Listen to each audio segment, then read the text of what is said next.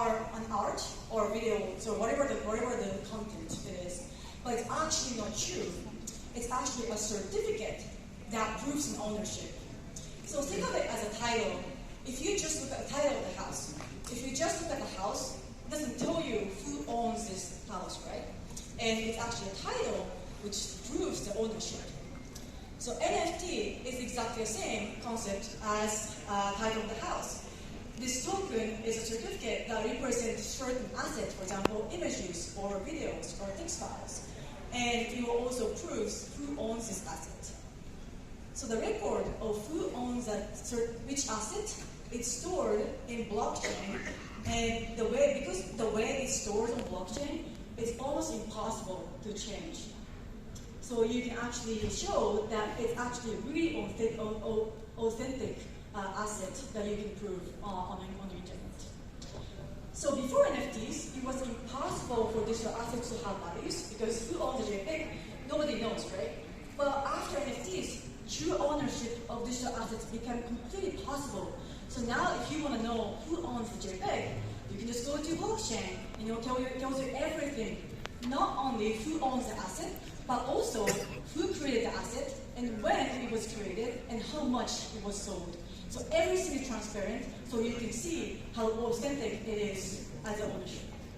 All right, so now that we know a little bit about what NFTs actually are and technically a little bit about how they work, let's talk about the big question. Why are NFTs worth so much money? And so this is a massive topic.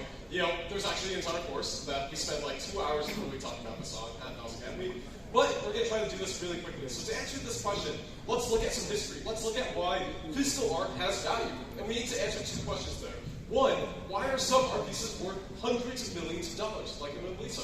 And 2, why is the original art piece worth so much more than the replica? That might look almost the same, if not almost identically the same.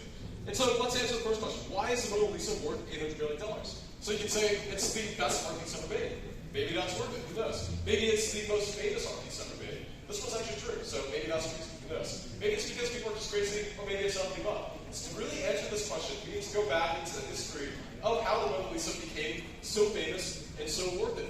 And that's really interesting, because if we go back, we actually realize for 400 years, almost no one knew about the Mona Lisa, and it wasn't worth remotely what it was worth today. And so if you think it was the best art piece ever made, why didn't people realize that for 400 years? From the 1500s to 1911, a specific year, about 100 years ago, almost no one outside the art intelligentsia knew about the Mona Lisa. So what exactly happened in 1911 that made everyone realize the Mona Lisa existed?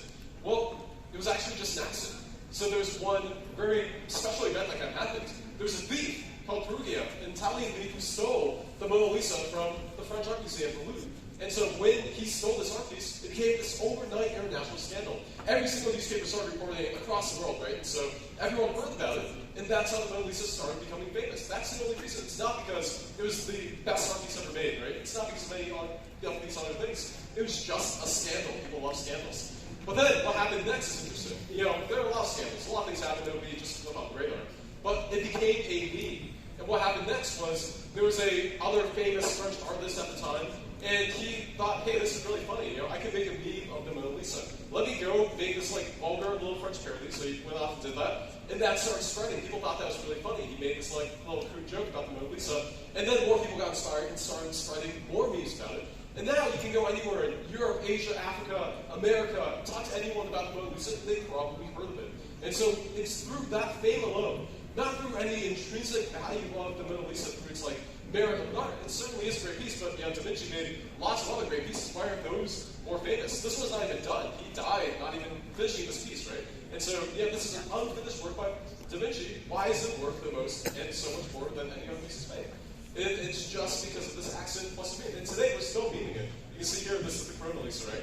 And so, because of that, it's got this value. So the more something is shared, the more it's seen. The more it's seen, the higher its cultural value. The higher its cultural value, the higher the status of it. So let's do a thought experiment. But somebody can say, okay, sure, it's famous, but why is it worth $800 million? That's a crap ton of money, right?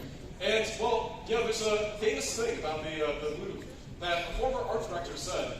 He estimates that 80% of people who go to the Louvre go there just to see the Mona Lisa. Let's do a quick, back of the envelope math on that. That's $20 a person that comes to the Louvre.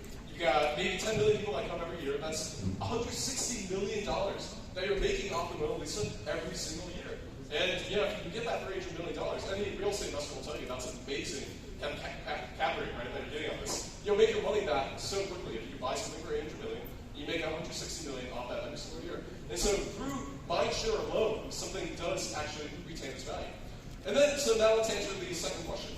Why is the original Mona Lisa worth so much more than a replica? And a lot of people say, you can't perfectly replicate a physical piece of art, right? You're always going to get something wrong. But there's another interesting piece of information. There's an estimate that 20% of all the art in museums is actually fake. Chances are, statistically, you've actually walked into a museum and you looked at an art piece and you thought it was real, and had the exact same effect on you, impact emotionally, whatever it is that makes art valuable, that the real piece will have had. And these are pieces that literally experts, professionals who spent their entire careers trying to authenticate work can't tell the difference. And so there's no chance that I can tell the difference if I walked into this museum.